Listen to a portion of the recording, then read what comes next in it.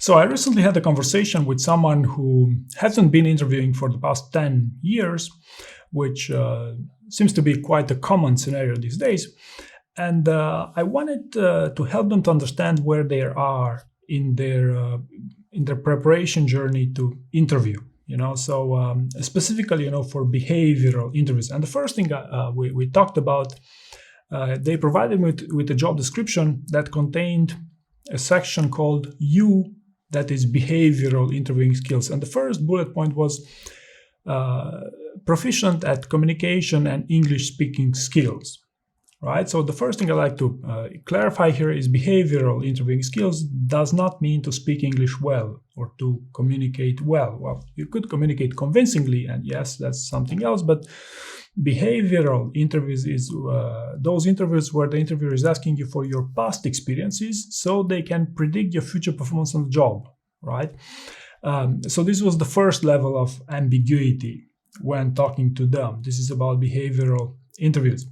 And furthermore, we both agreed that yes, there are some behavioral questions in these job interviews, even which interviewers might ask even unknowingly, such as how do you deal with failure, or tell me about your greatest success, right? And we try to role play a little bit by asking them, hey, what's the main highlight in your 15-year or 20-year career?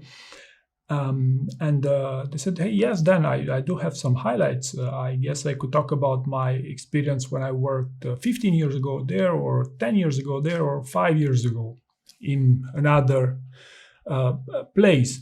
And, he kept this level of generality in his examples. Yes, I could talk about my highlights. I have 3 of them. Which one would you like to talk about next?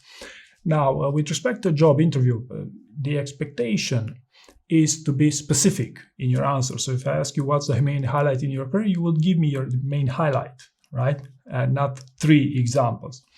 Or of course, unless you are really good at behavior interviews, or you're a sales guy, or you are from investment banking or banking in general, those type of people are good with behavioral interviews. But from experience, this is rarely the case. So long story short, I was expecting one good example, but they gave me 3 broad ones for me to pick from. Okay, yes, okay, let's move on. Can you give me one specific example of the highlight? Which one would you like to talk about here? Yeah, I guess I could talk about the one which happened 5 years ago. I was in that role for 3 years, and in those 3 years, we achieved so many things. We got successfully acquired by a large corporation, and I helped to solve various types of problems. I even interacted with 4 of my colleagues, and so on and so forth. Right, so this was, again, around the second or third time I followed up with them. Okay, but can you get more specific? Okay. And still, they pitched me their best highlight in their career as a job, as a 3-year experience, which, is nothing wrong to talk about an experience overall. But you should understand that the level of specificity is what helps you sell yourself as a more convincing candidate, right? So then I followed up again. Okay, but which part of those 3 years of experience were key highlight? What would you like to be remembered for in that experience? Oh yeah, sure. I mean, during the last year I worked there, I helped to overcome some serious performance issues, which in turn helped convince the corporation for us to be successful, to run this successful acquisition. That's pretty much it. And he put it unknowingly into a star format as well, which is another thing that you should consider here. So while this last example was a specific example, even so, there could be plenty of ways you could improve this answer and to make it even more specific. To give you a quick example here, he didn't mention when this happened, right? I had to guess, it was 5 years ago, because he referenced some keyword from the job, from his CV. He wasn't mentioning what was his role, and maybe he was a key role, and he wasn't mentioning any metrics for that achievement. He said, yeah, we had some performance issue which I helped to overcome. Okay, so what were those performance issues, and how did you help the team? What made you a significant contributor to that team's success. So, and this brings me to a sort of a conclusion, if you want, probably the greatest problem that people have in preparing behavioral interviews and understanding expectations from these types of interviews, that is to be as specific as possible. So even if the interviewer is asking you, hey, what's the main highlight in your career? Your answer should be super specific. I solved this problem using my subject matter expertise. If you're applying for a subject matter expert role, right? If you're applying for a manager level role, yes, you will talk about your skills, your subject matter expertise as a manager, right? But long story short, be prepared with specific stories, put them in the STAR format, or situation and task, could even dramatize with situation and challenge if you want, or you could go with the DIGS format if you're more experienced with these things. Try to use metrics for these things. Also there's a thing called the STAR worksheet. If you Google for it, you'll find that there's a limited but very interesting amount of follow-up and challenge questions that an interviewer might ask you here. So you could get asked questions such as, why is this important? Why? What was the goal? Okay, what was the initial scope of the project? What were the main challenges that you faced for this? Or you could have in the action part, you could have some challenge questions such as, what did you do versus what did you do specifically versus the team, right? Or what decisions did you challenge and why? How did you influence the right outcome of this?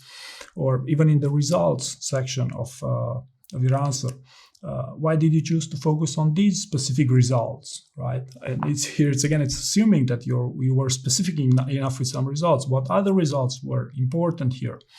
Or another one of a challenge question in the results part, what were the lessons that you learned? What would you have done differently if you had to do it all over again? Okay, so these sort of questions, how did these results compare to your actual goals?